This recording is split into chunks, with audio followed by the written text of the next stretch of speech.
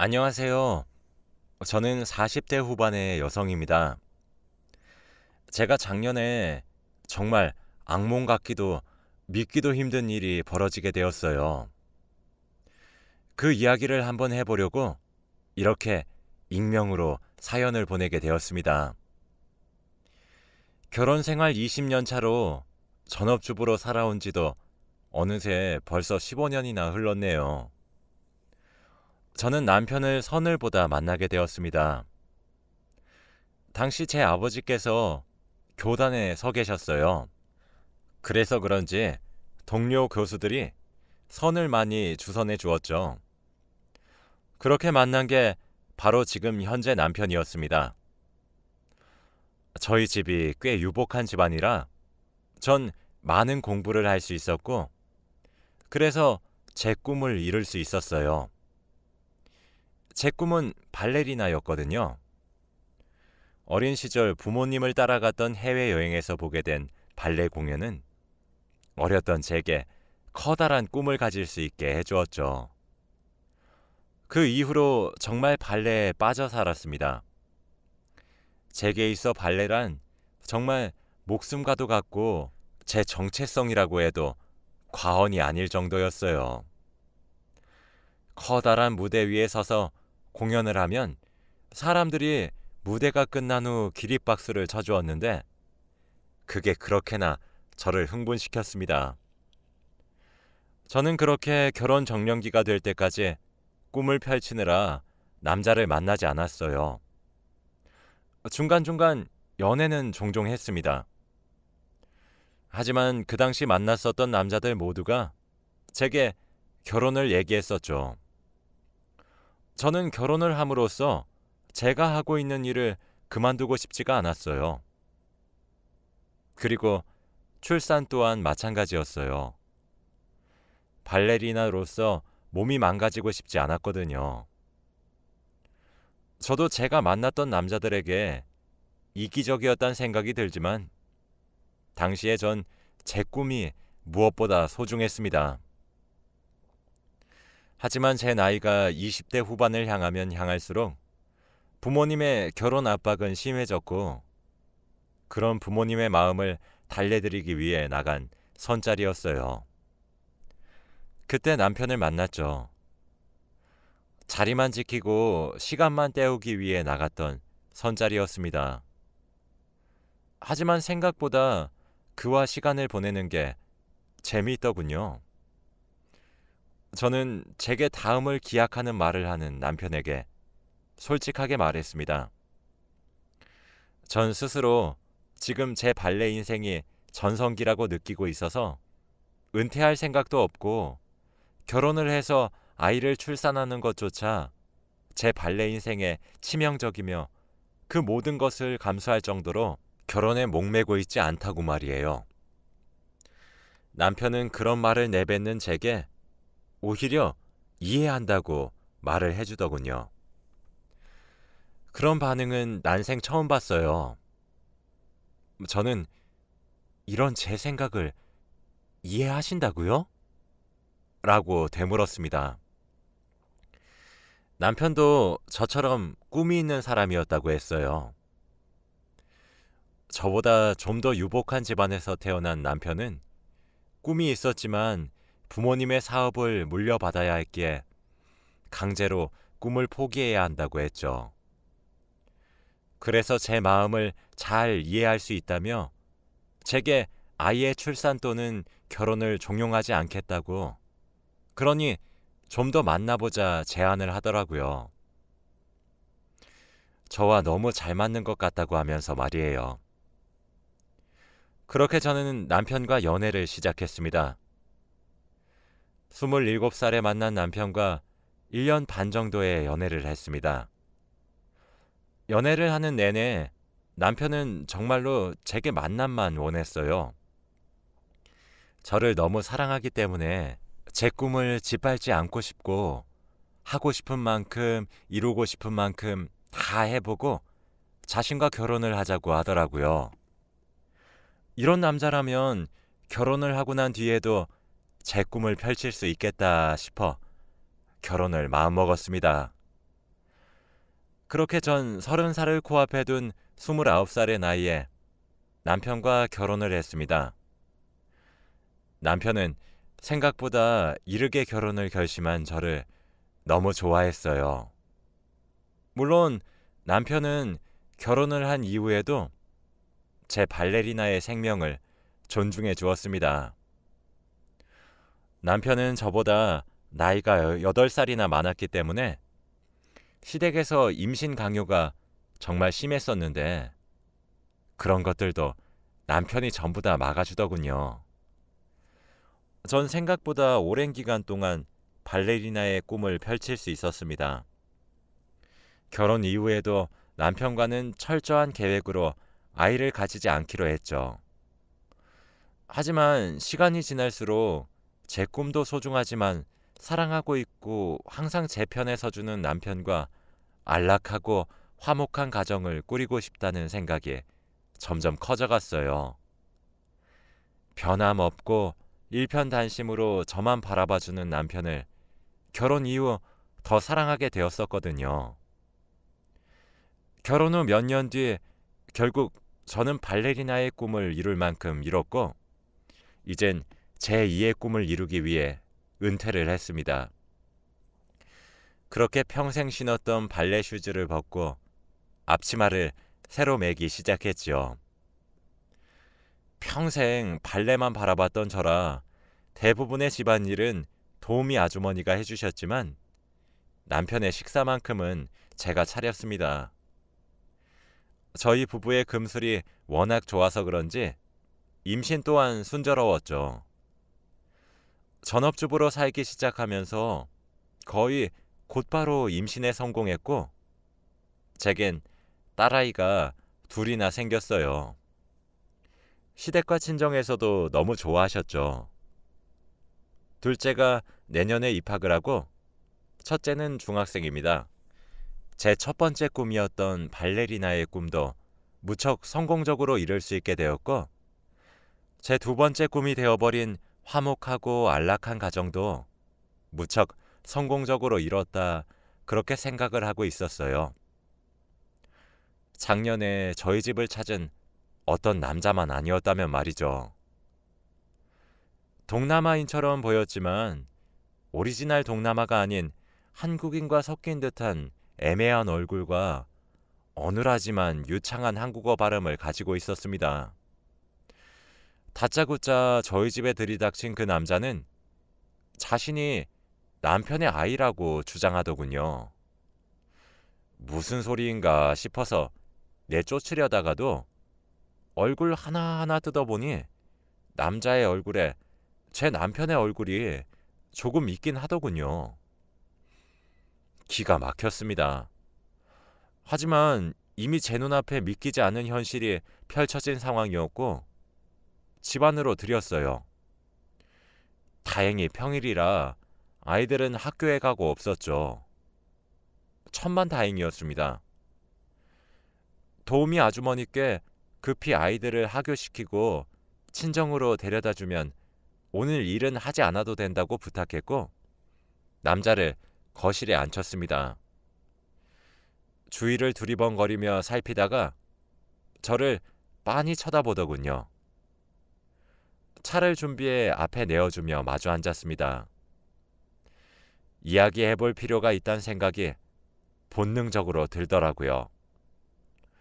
그런 제 모습에 그 남자도 어떤 상황인지 머리를 굴리더니 이내 허름한 가방에서 서류 봉투를 꺼내더군요.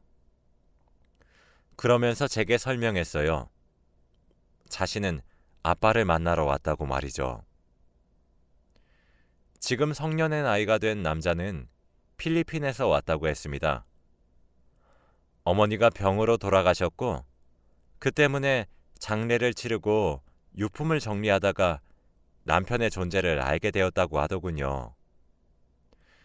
남편의 아들이라 주장하는 그 아이가 내민 서류 봉투에는 그 아이의 모친으로 추정되는 여자와 제 남편이 메일을 주고받은 내용들과 돌아가신 모친이 그 아이와 찍은 사진을 주기적으로 보낸 증거들이었습니다.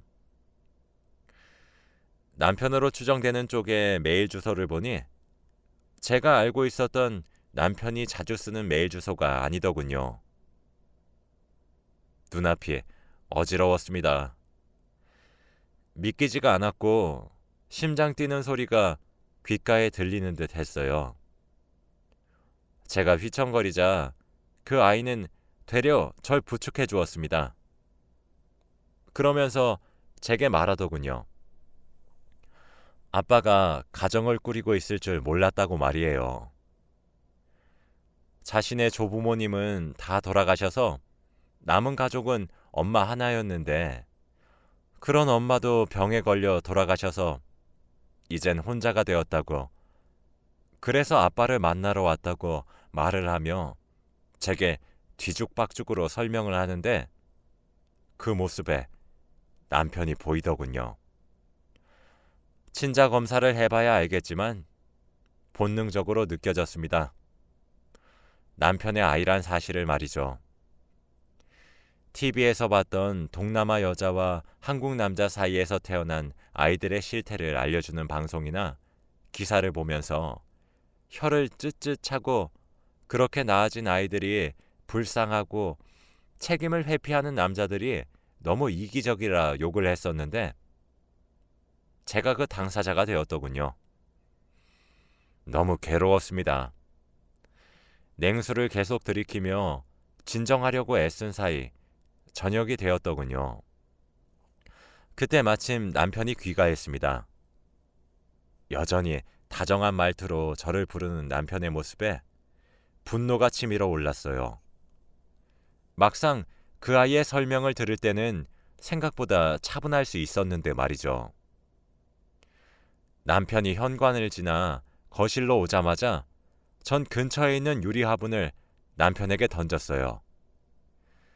남편은 갑자기 자신에게 날라와 깨진 유리 조각들을 보며 얼어붙었습니다. 제게 뭐라고 얘기를 하려던 남편은 제 근처에 앉아있는 남자를 보더니 입을 떡 벌렸습니다. 남편의 반응으로 전 확신할 수 있었어요. 남편은 이 아이의 존재를 미리 알고 있었다는 사실을 말이죠. 그러니 제게 화를 내기보다 자신의 말을 들어달라고 모두 설명할 수 있단 말을 짓거릴 수 있었던 거겠죠. 일단 전 그 아이에게 지갑에 있는 모든 현금을 다 주며 내일 다시 오라고, 오늘은 밖에서 자달라고 부탁을 했고 그 아이는 알겠다며 돈을 받고 집을 나갔습니다. 그날 밤 남편의 설명은 참 기가 막혔어요. 20년도 더 된 일이라고 하더군요. 저를 만나기 훨씬 전의 일이었다고 해요. 부모님의 사업을 물려받기 위해 필리핀에 가서 현장을 배워야만 했다고 합니다. 그런데 20대 초중반의 나이에 필리핀에서 머물렀던 기간은 3년이었고 그 시절 만났던 여자라고 말을 하더라고요.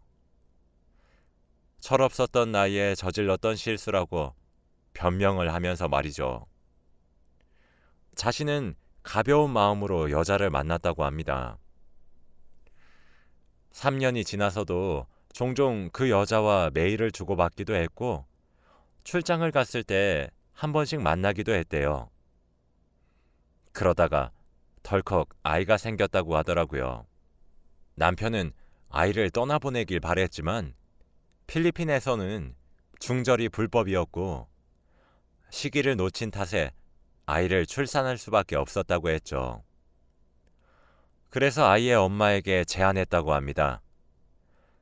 당신과 결혼할 생각도 없고 그 아이를 받아들이지도 않겠지만 아이가 성년이 될 때까지는 매달 지원해 주겠다고 말이죠. 그러니 아이는 평생 제 아비를 모르고 살게 하라고 말이에요. 형편이 어려웠던 그 여잔 남편의 제안을 받아들였더군요.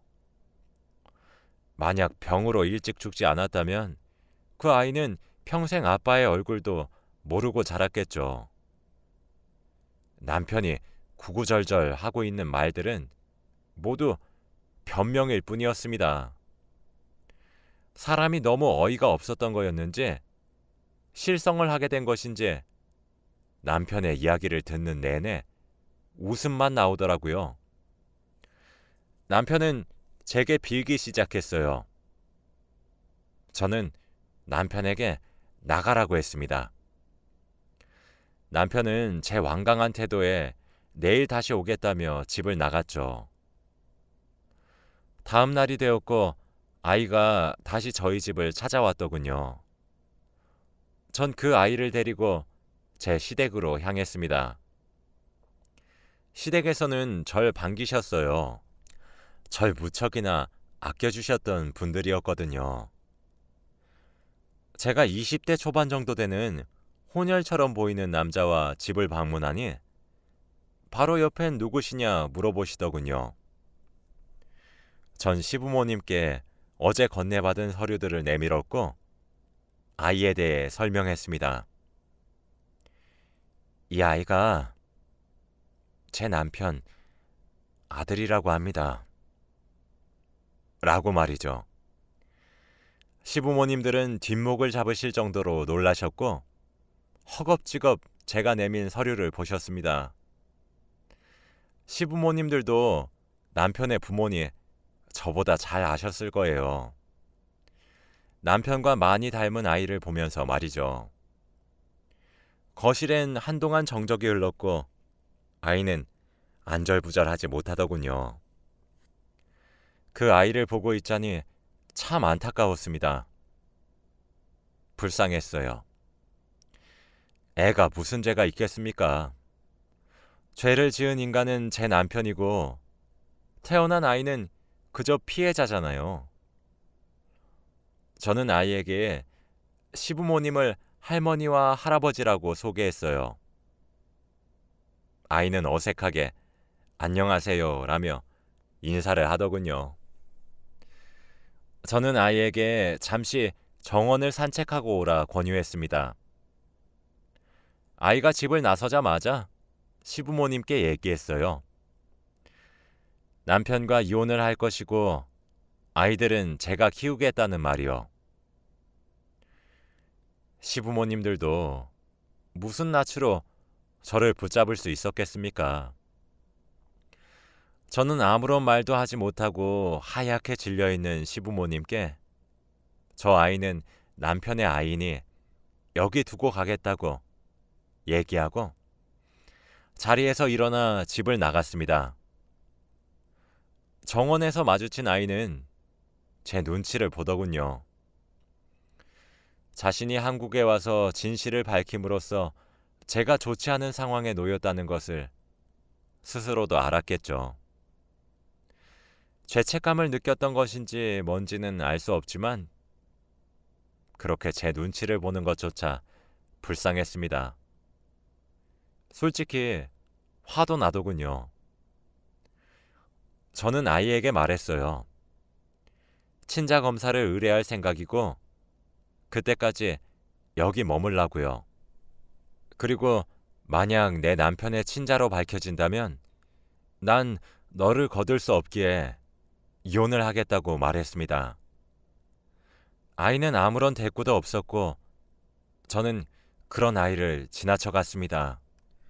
집에 돌아오니 남편은 회사에 출근도 하지 않은 상태로 절 기다리고 있었습니다. 그 사이 시댁에서 전화를 한 것인지 남편은 제게 매달리기 시작했습니다. 그제서야 눈물이 뚝뚝 흐르더군요. 남편이 원망스러웠습니다. 그래요.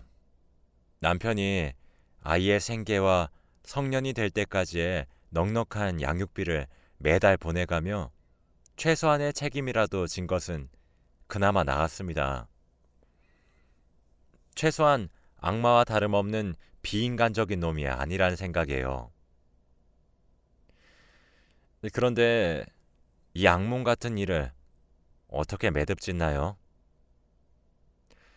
제 친정엔 어떻게 말을 하고 갑작스레 아빠와 헤어지게 될 제 딸아이들에겐 무어라 설명을 해야 되는 걸까요?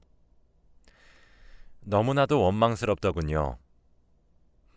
그동안 믿었고 존경했던 남편의 실체와 민낯이 이렇게 끔찍한 것인가 싶었습니다. 심지어 아이가 있던 사실까지 숨기고 저와 결혼을 했으니 사기 결혼과도 다름없겠죠. 그렇게 절 잡는 남편을 뿌리치고 집을 나왔고 친정으로 향했습니다. 친정에선 갑자기 딸아이들을 맡긴 일에 대해 물어보시더군요. 아이들이 할머니와 할아버지를 그리워해서 그랬다고 얼버무릴 수밖에 없었어요. 그렇게 친정에 지내고 있으니 그 아이와 남편의 친자검사 결과가 나왔더군요. 물론 결과지엔 남편과의 친자관계가 성립한다는 문구가 적혀 있었습니다. 그 이후 남편과 시댁으로부터 미칠 듯이 연락이 왔어요. 이혼은 참아주면 안 되겠냐? 아이는 2번 다시 제 눈앞에 띄지 않게 할 테니 손녀들을 위해서 이번 한 번만 넘어가주면 안 되겠냐? 아들을 잘못 키워서 너무 미안하다며 시댁에서 절 붙잡았고 자신이 전부 잘못했으니 제발 얼굴 좀 보여달라며 남편은 애걸복걸했죠. 제 심정도 억장이 무너지는 듯 했습니다. 아무것도 모르고 행복하게 살다 이게 무슨 봉변인가 싶었고요. 어디서부터 잘못된 것인지 알 수도 없었습니다. 이혼을 하는 게 머리로는 맞다고 생각이 들어도 막상 딸아이들의 웃는 얼굴을 보면 그게 정말 맞는 건가 싶었어요. 친정에 어떻게 알려야 하는지도 모르겠고요. 제게도 혼란스러운 일이었습니다.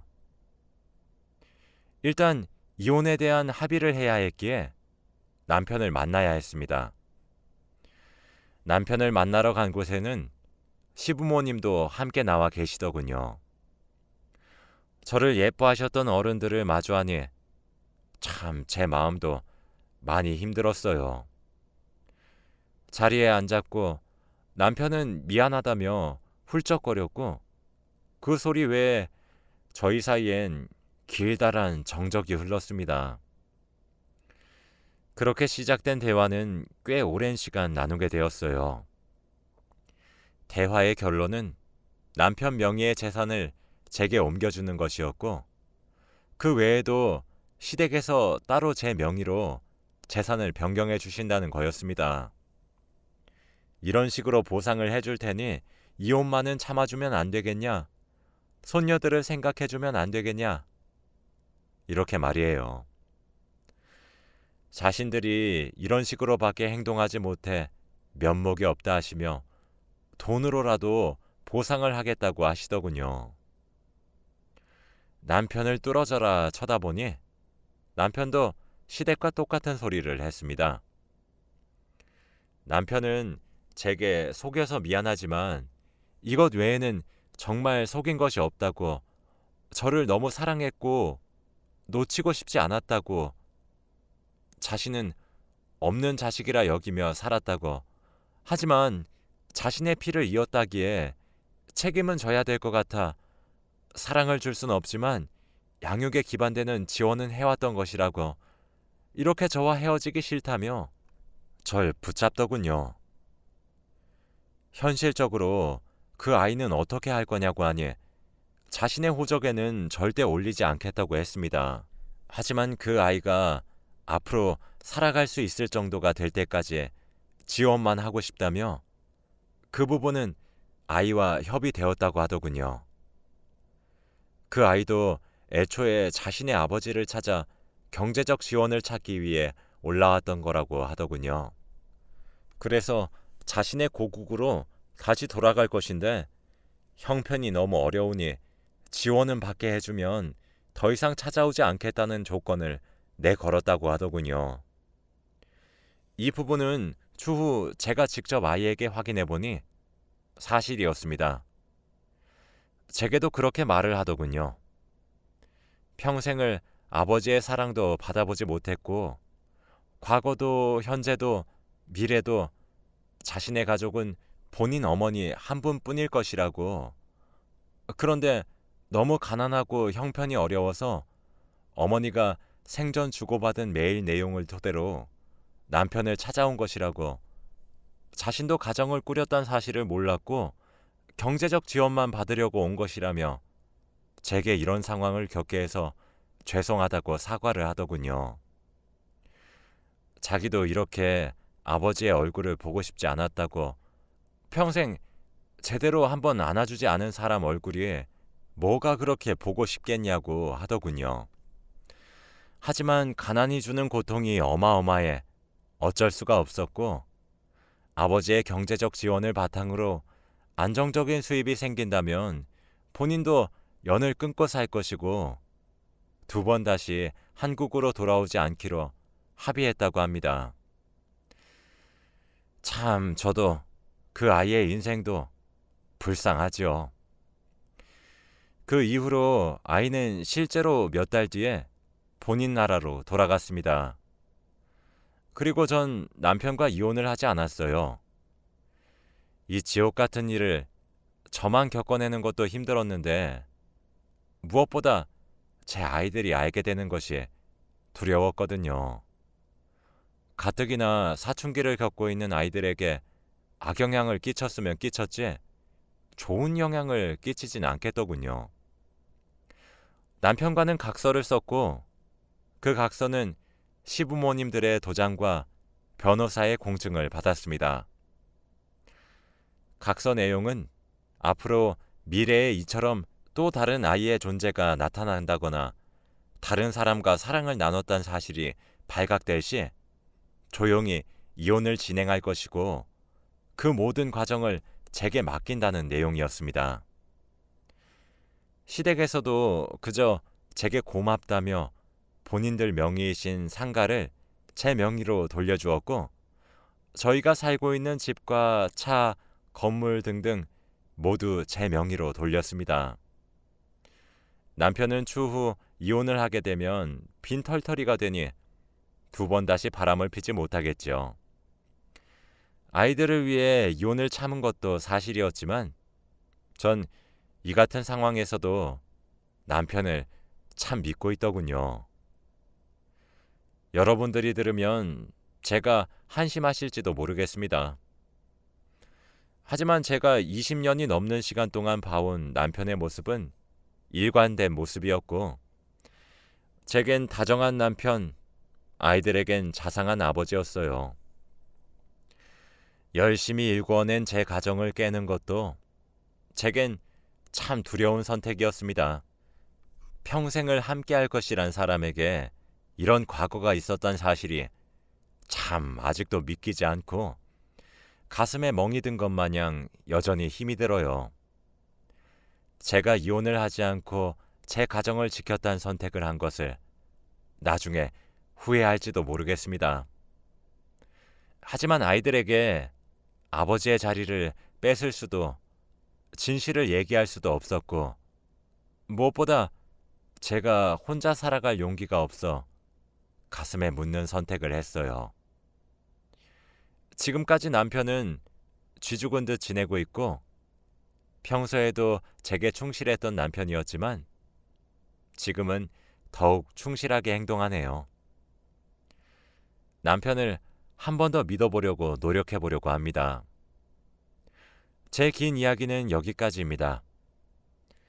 제가 내린 결정이 어쩌면 여러분들을 조금 답답하게 만들었을지도 모르겠습니다. 하지만 제 딴엔 정말 많은 고민 끝에 내린 결정이랍니다. 얼굴도 모르는 여러분들이지만 응원을 받고 싶네요. 제 이야기를 들어주셔서 감사하고 항상 건강 조심하시길 바라며 글을 마치겠습니다. 감사합니다.